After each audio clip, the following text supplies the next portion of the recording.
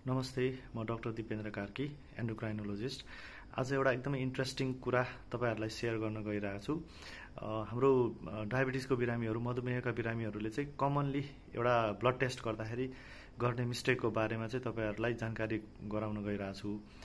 ओपिडीमा पेसेन्ट्सहरू डायबिटिजको आउँदाखेरि कतिपय बिरामीहरूले चाहिँ फास्टिङ ब्लड सुगर र पोस्ट प्रेन्डियल भनेको खाना खाइसकेको 2 घण्टापछिको ब्लड सुगर जुन जाँच गर्नुहुन्छ त्यो गरेर आउँदाखेरि फास्टिङ ब्लड सुगर टेस्ट गर्दाखेरि चाहिँ खाली पेटमै ब्लड दिएर आउनुहुन्छ र त्यस्तै पोस्ट प्रेन्डियल भनेको खाना खाइसकेपछिको चेक गर्दाखेरि कतिपय बिरामीहरूले के भन्नुहुन्छ भने, डाक्टर साहब आज मैले चाहिँ खाना खाने बेलामा चाहिँ टन्न भात खाइदिए, थपी भात खाएर आएको छु, अथवा कसैले चाहिँ आज त मैले आलु पनि टन्नै खानासँगै आलु पनि टन्न खाइदिएको छु डाक्टर साहब भन्नुहुन्छ।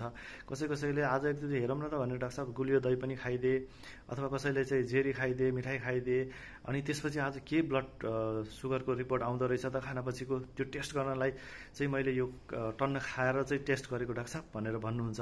अब त्यसरी यदि टेस्ट गर्नु भएको छ कसैले भने चाहिँ त्यो चाहिँ एकदमै ठुलो मिस्टेक हो। किनभने अब एक्चुअल तपाईँको ब्लड सुगर खानापछिको हरेक दिनको दैनिकी अनुसारको भएन नि त त्यो। अरू दिन तपाईँले रुटिनली खाने बेलामा चाहिँ खाना कन्ट्रोल गरेर खानुहुन्थ्यो, तर अब टेस्ट गर्ने दिनमा चाहिँ कन्ट्रोल नगरेर खाइदिनु भयो भने अभियसली त्यो ब्लड टेस्टमा त रिपोर्ट बढी नै आउँछ। अब त्यो बढी आएको कति बढी हो त भनेर हामीले अनुमान गर्न त सक्दैनौँ, गाह्रो हुन्छ। त्यस कारणले गर्दा त्यो तपाईँको एक्चुअल जुन ब्लड रिपोर्ट आउनुपर्ने त्यो भएन। त्यसले गर्दाखेरि चाहिँ डक्टरलाई पनि डिसिजन गर्नलाई, उपचार गर्नलाई गाह्रो हुन्छ। त्यस कारणले कृपया त्यस्तो मिस्टेक चाहिँ नगरिदिनु होला।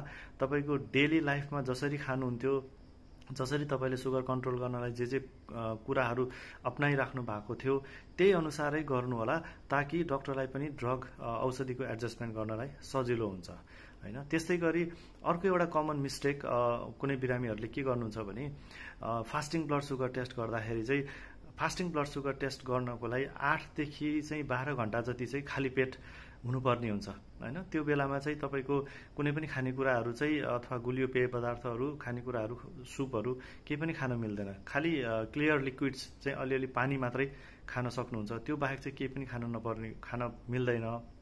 तर कतिपय बिरामीहरू के गर्नुहुन्छ भने त्यो 12 घण्टाभन्दा पनि ढिलो आएर अनि म त खाली पेट नै छु डाक्टर साहब, केही पनि खाएको छैन, फास्टिङ ब्लड सुगर टेस्ट गर्न आएको भनेर भन्नुहुन्छ।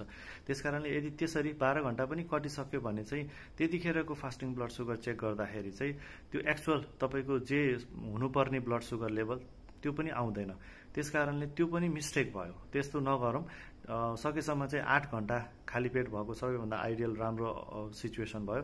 होइन भने म्याक्सिमम् 8 देखि 12 घण्टासम्म तपाईँ खाली पेट बस्नु भएको छ भने त्यतिखेर चेक गर्दा हुन्छ। त्योभन्दा पछि चाहिँ खाली पेट हुनुहुन्छ भने कृपया ब्लड टेस्ट नगर्नु होला। त्यसले गर्दाखेरि चाहिँ एक्चुअल रिपोर्ट आउँदैन, जसको कारणले चाहिँ त्यो फेरि त्यही डक्टरलाई चाहिँ तपाईँको उपचारको लागि औषधिको एडजस्टमेन्ट गर्नलाई गाह्रो हुन्छ। त्यसकारणले यो दुईटा कुरा चाहिँ एकदमै ध्यान दिनु जरुरी छ। सुगरको बिरामीहरूले ब्लड टेस्ट गर्दाखेरि यस्तो चाहिँ ध्यान दिएर अबदेखि चाहिँ आइन्दा चेक गर्दाखेरि यो कुरा चाहिँ ध्यान दिनु होला, ताकि तपाईँको डाक्टर साहबले चाहिँ तपाईँलाई उपचार गर्नलाई, औषधि एडजस्ट गर्नलाई चाहिँ सजिलो होस् है त। Thank you so much.